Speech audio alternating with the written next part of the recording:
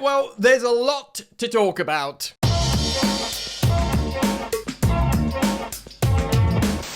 Hey guys, what's going on? And welcome back to Football Therapy with me, your host, Jan. As always, I do hope you're doing well, my friend. I really do hope that. And welcome on back to another piece of content, which is Chelsea news. And we will preview a massive game against those toffees, Everton, who have just slapped up Sean Dyche's very good at times Nottingham Forest 3-0. But there's lots of Chelsea news to speak about as well. Maresca winning awards. Arsenal stealing Chelsea's front of shirt sponsor. Yes, we'll get into that. As well as some transfer news. January transfer news. I've actually seen some sensational stuff circulating around the headlines. But until I see it published by more reputable sources, I'm going to stick to some stuff that I know. Otherwise, you know, before you know it, you've fallen into reporting on fichajes like yesterday, which I'm going to try to avoid. So, anyway, for the moment, welcome back. Glad to have you here. As always, I'm very thankful to all of you for supporting the content here on YouTube, for liking and subscribing. And if you do consider, or if you do listen to it on podcast apps, following and giving that 5-star review is very helpful. So thanks to all of you for that continued support, and let's get into it. I suppose, starting off with a congratulations to Enzo Maresca for winning the Cursed Manager of the Month award for November. If you're wondering, well, yeah, we're always bad in December, but why is it happening again? It's the Curse of the Manager of the Month award. You win it, and the following month, you do badly. It's, it's an old historic piece of law in the Premier League, and, it's coming to pass. But, of course, Chelsea are seemingly always disappointing in December. But, yeah, he had a really good November, Enzo Maresca. Out of the 4 Premier League games, he won 3 of them, and the 4th he drew, which of course was against league leaders Arsenal, when Chelsea were down to only 10 men. So Chelsea came out of that game looking better than Arsenal. You had the other 3 wins. Yeah, it makes total sense. Enzo Maresca won Manager of the Month. So congratulations to him. It's not the first time he's won it.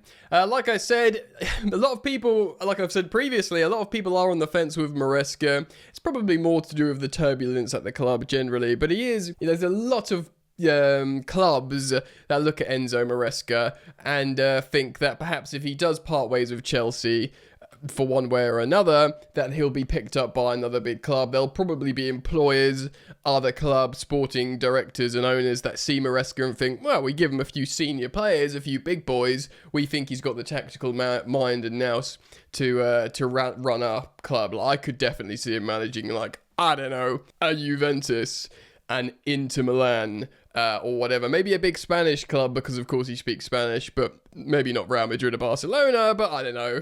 Maybe he could succeed Simeone or something. Whatever.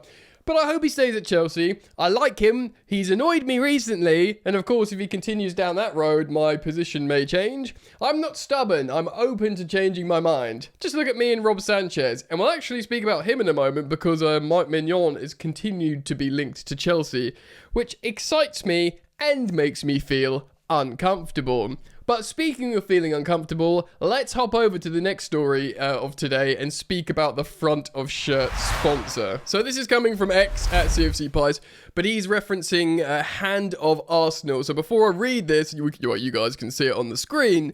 Hand of Arsenal is, I suppose, what can be described as a reputable source for Arsenal-related news. Comes out with the good gear, basically. So this is not some random X account that's just saying nonsense. They break, like, legitimate news. And, this is not the greatest look for Chelsea. Chelsea have seen an exclusive deal with Deal, as in D-E-E-L, for their front of shirt sponsorship falling through after Arsenal presented their global scalability power in comparison to Chelsea. Deals, is as in D-E-E-L, is now set to become Arsenal's sleeve sponsor. Right, so what's happened here is Chelsea had a deal with Deal, which, yes, is melting my brain as well, it's in the spelling, for a front of shirt sponsorship. I'm not going to say the word again. Contract, agreement. Let's say agreement. We had an agreement with Deal. That's better. It makes more sense that way. But Arsenal came along. They literally took our front of shirt sponsor off our chest and put it on their sleeve, which I must say is emasculating. Was it demasculating? Either way, it's negative and it's not nice. I have a problem with this. Look, Chelsea man in the offices might be like, oh, okay, fair enough. Well, it wasn't meant to be. We'll find something better or different. And yes, it's banter-worthy. Arsenal literally took our main sponsor and been like, yeah, you want that as a main sponsor? We'll just have that squeezed on our sleeve. They've little brothered us, they've little broed us. They've ruffled our hair, taken our main sponsorship deal, and put it on their arm as like a sort of badge, like, look at this. You wanted to wear this on your chest. We wear it on our arms. It's probably silly buggers, most of this. But the truth is, it doesn't look good. Now, the scale of Arsenal, I'm not going to sit here, right, and pretend Arsenal aren't a massive club, okay? That would be silly. I'm a 36-year-old man. I don't get into this teenage, childish stuff. Look, I banter Arsenal all the time, and dare I say, appropriately. Not only do they not have 2 European Cups like Chelsea do, they have absolutely no presence on the European stage. We have multiple Europa Leagues, of course, slapping them up 4-1 in a final, with their ex-players Giroud scoring as well. Even like Conference Leagues and, Cup Winners' Cups, all the stuff in between, a real, genuine European pedigree, and Chelsea, of course, even Tottenham have 2 Europa Leagues. Representing London on the Europa League, on the European stage is what I'm trying to say. So therefore, a genuine flex as a Chelsea fan towards Arsenal. But the truth is, they are a massive club. Yeah, it would be absolutely churlish for me to suggest otherwise. And I've got no reason not to believe this.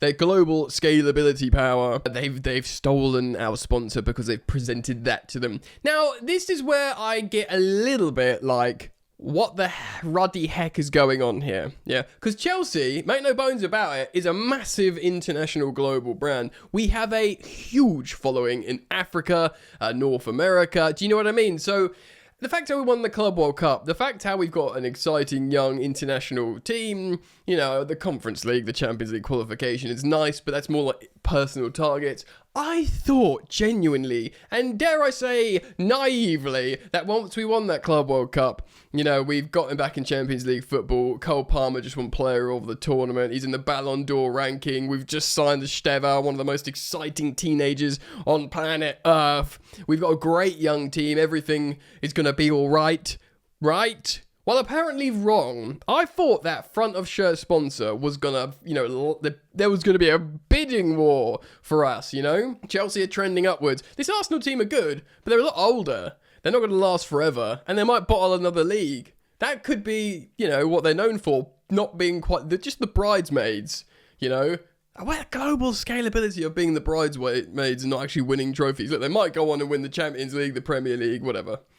Hope they don't, but do you know what I mean? They might do. I just think, I'm not going to speak for too long on this. I've already gone on a little while and I want to speak about lots of stuff in today's video. But I look at this and I just think, and by the way, I do trust this information. Other people do, so I do. I'm not, obviously Arsenal have actually since published, or it's been published that they've done a deal with Deal. They've got an agreement with Deal, should I say. And apparently this was Chelsea. Look, Chelsea need to sort their sugar out, as it were. It's embarrassing. It's been embarrassing for weeks / months, in kind of a way, years. Sort your stuff out, mate. Now, before we talk about Everton, we're going to move on and do some transfer news. Right, let's start off with Mike Maignan. I don't want to spend too much time on this, but Team Talk have published an article on him about how he's made up his mind, despite Milan trying to convince him to stay at the San Siro. He's going to leave. He's going to sign somewhere else on a free transfer, and everyone's saying it's most likely going to be Chelsea. Like, Chelsea offered a bit of money, they didn't get the deal, and they probably thought, all right, we'll sign him in a free in 12 months' time. I wonder if that's still the case, despite Robert Sanchez's good form. I wonder if this is still the case. Now, I'm starting to feel very confused about all this because I was despo for Mike Maignan.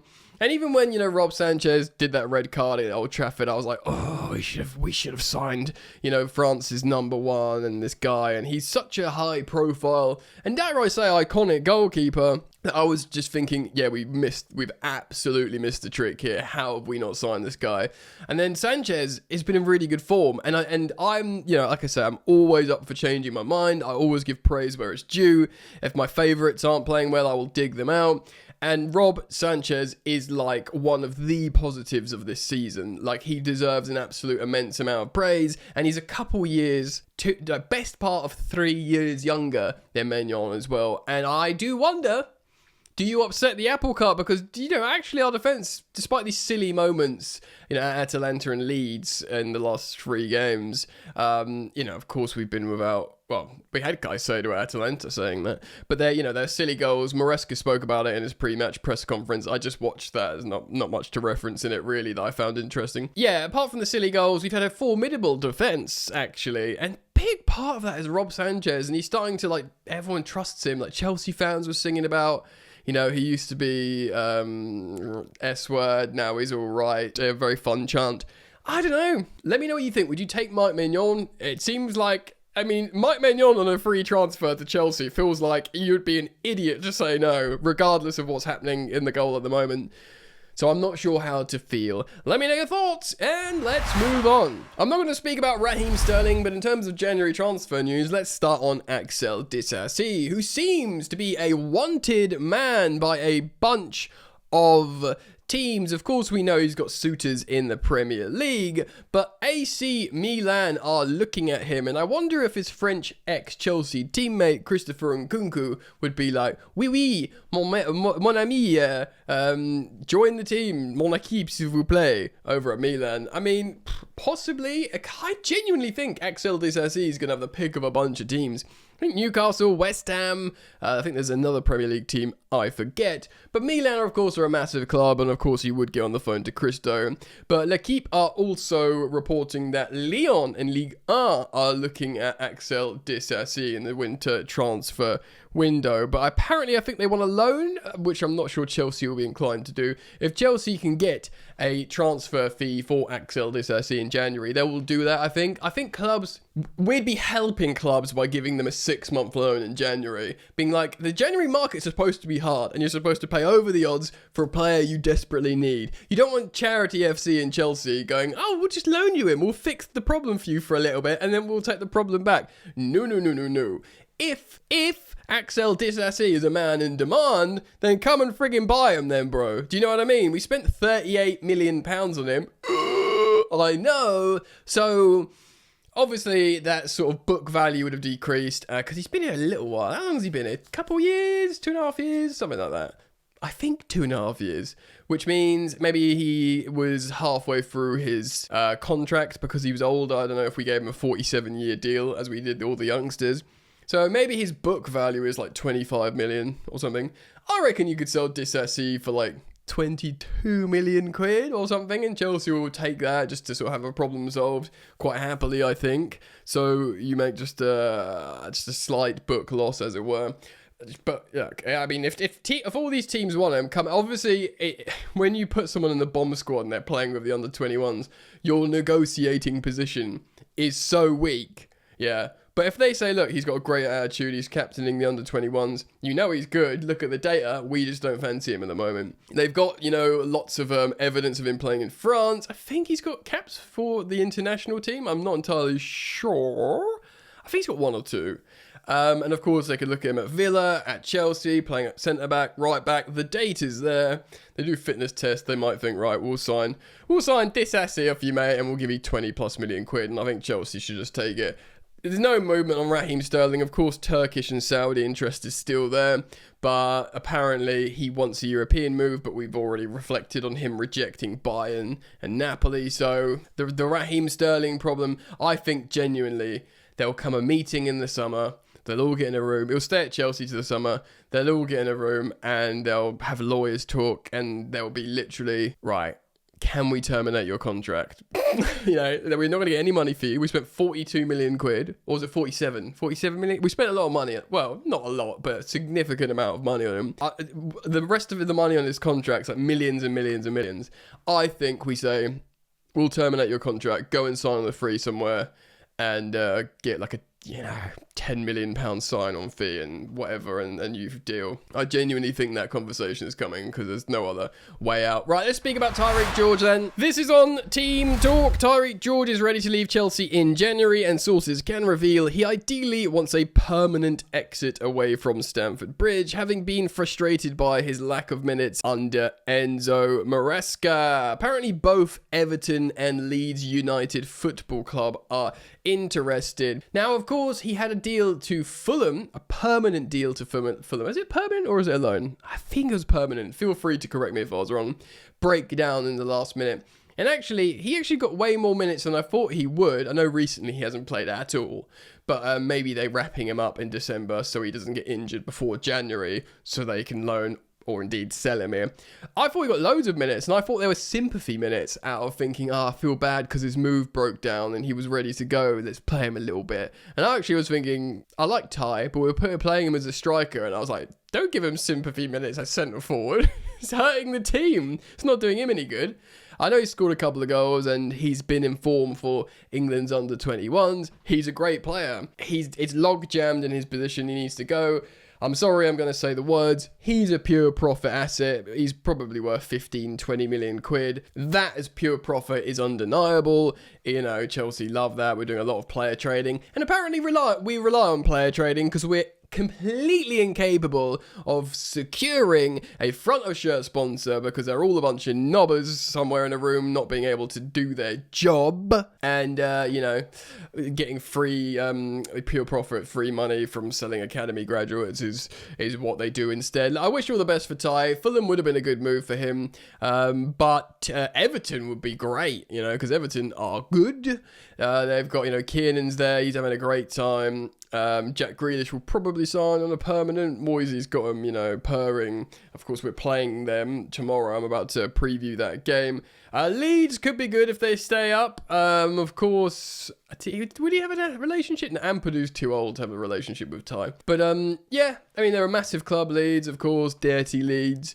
And they could stay up this season, you know, they could do. It could be Burnley, well, it's definitely Wolves, and it could be like Burnley, and who's the other team that got promoted? My brain. Oh, Sheffield United, they're definitely not going to get relegated. They're like pushing for Europe.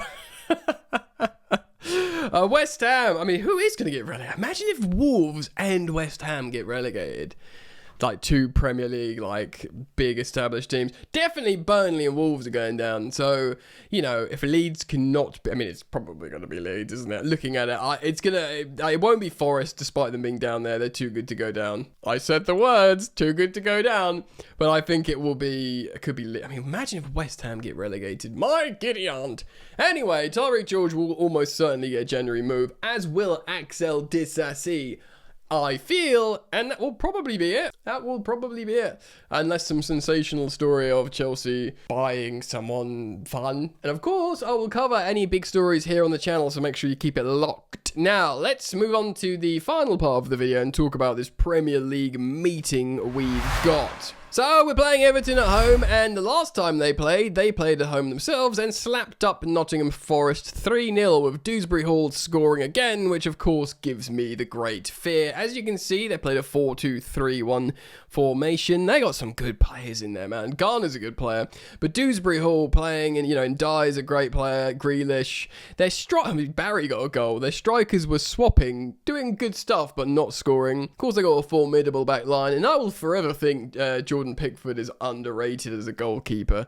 So they've got a good team, man, and had a huge win. Now, firstly, I'm delighted for Kieran Dewsbury Hall because he obviously came to Chelsea as the guy for Maresca's Leicester in the Championship. He was the Cole Palmer of that season, maybe a little bit deeper than Cole plays, but he was getting loads of goals and assists, and he was like Mr. Clutch.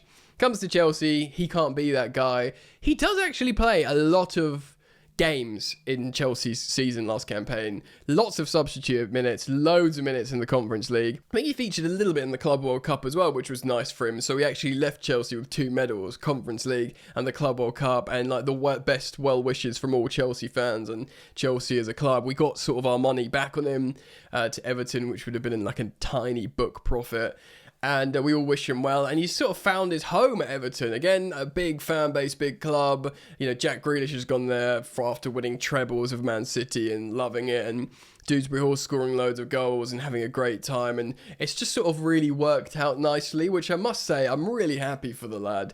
Now, of course, he's not on loan. We sold him there. So he's going to play against Chelsea tomorrow, which is nothing short of frightening for me personally, because, you know, what happens when ex-Chelsea players often play us. And look, Everton have a terrible record at the Bridge.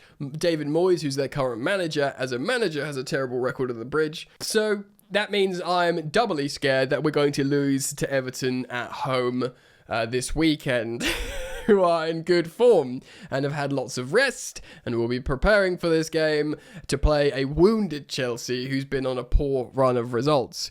So I'm about to show you the lineup that I don't expect necessarily that I want. Okay, so now and again I show you what I feel like Maresca is going to do, and although he could do this very much is the lineup that I want. So let's move on and I'll show you that now. So as always, presented initially as a 4-2-3-1 formation, but of course in and out of possession is actually slightly different shape. Now this is the final game that Moises Caicedo won't be able to play. Of course he's serving his ban against Leeds, Bournemouth, and now finally Everton. So I'm going with Robert Sanchez in goal, of course. Now the formidable central defensive partnership of Trev playing as left centre-back, not as right-back, a left centre-back, and of course Wesley Fofana at right centre-back continues and will remain. Wesley, of course, had that injury, whereas I got hit in the Champions League, but he's actually okay. He's good to go. So those two will continue. That's been a good defence and should be continuing to be a good defence.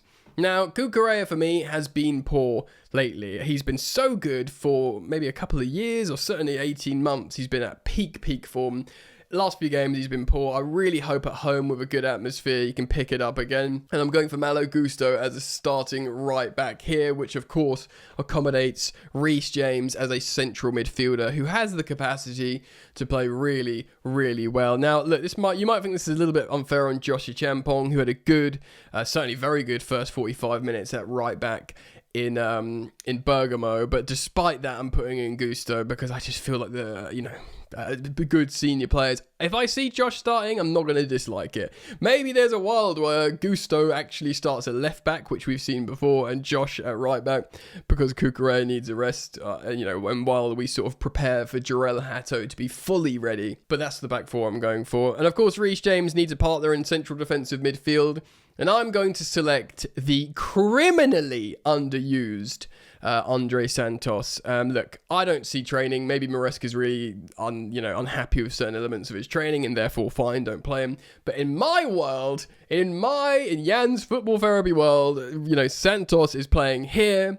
Cole Palmer is starting as a number 10 for Chelsea. He needs to find form, and I'm starting Estevão on the right. That's right, we want to see the duo play together.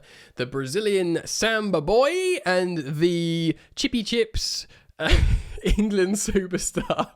That's what I want to see. So Estevão on the right, Cole Palmer. I'm keeping Garnacho on the left. Look, many of you probably think he looked not great last time out, but he has got a good understanding with Cucurella when they both play often. And actually, he's got a good understanding with Pedro Neto on the pitch. And you're thinking, well, right wing, Estevão starting.